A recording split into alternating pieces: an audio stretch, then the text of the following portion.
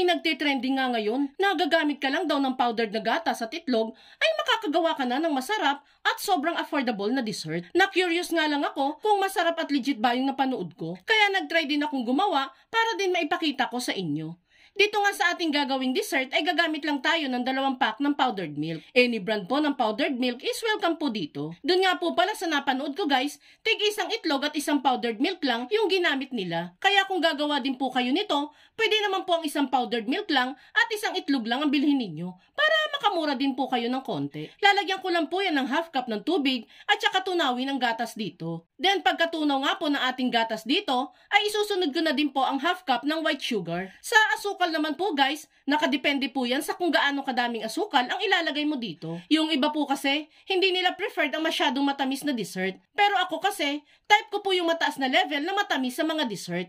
Sweet po kasi ako sa personal eh. Ay! Kapag natunaw na nga yung asukal dito, ay pwede na nating ilagay ang 2 pirasong medium size na itlog. Binabasag ko nga muna yung mga itlog sa isang bowl bago ko ilagay sa ating mixture guys. Eh kasi naman one time, nung may niluto ako, pag-crack ko ng itlog, nako, bugok pala yung itlog. Dali-dali ko tuloy kinuha sa mixture yung bugok na itlog. Kaya heto, nadala na ang inyong ate Lenlen. Inaamoy ko na muna yung itlog bago ilagay sa mixture. Bali dito nga po pala sa ating mixture, ay hahaluin lang nating maigi yung nilagay nating itlog sa milk mixture na ginawa natin hanggang sa mag-combine na ang dalawa. Then after niyan, ay magpipiga naman ako dyan ng isang piraso lang ng kalamansi, then saka haluing muli. Nakakatulong po kasi itong kalamansi para mabawasan yung lansa ng ating gagawing dessert. Pwede din po kayong gumamit dito ng vanilla extract kung yan po ang available dyan sa inyo. Pagkatapos nga natin yung mahalo-halo, ay sasalain naman natin yan ng 3 beses para sure po tayo talagang walang buo-buo dito sa ating mixture. Di kasi maiwasan guys na magkaroon talaga ng buo-buo sa mixture, kaya need talaga natin yung salain ng 2 hanggang 3 beses. Then pagkasala ng mixture ay isi-set aside muna natin yan.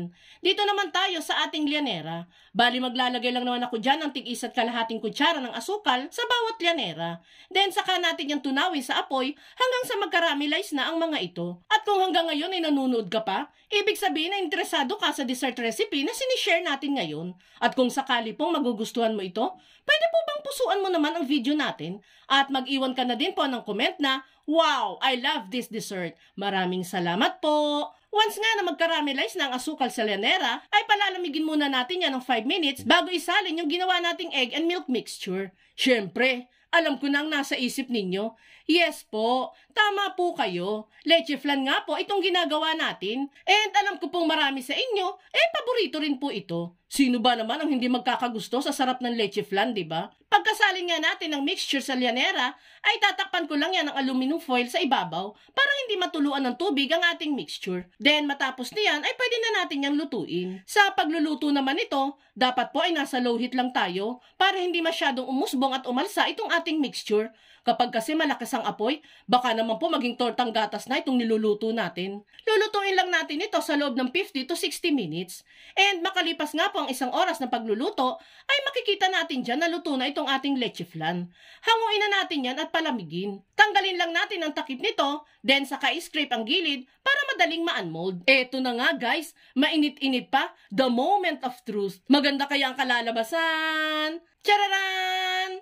Yan na nga guys, no? Medyo na-deform nga yung ibabaw ng ating leche flan dito, guys. Kahit super duper hina na ng apoy, nangulubot pa din siya. Pero sa lasa, to be honest, masarap siya. And wala siyang pinagkaiba sa kung maganda or pangit yung appearance niya. Basta masarap yung leche flan, habay na habay sa akin yan. Recommendable tong gawin, guys. Kaya itry mo na din gumawa nito.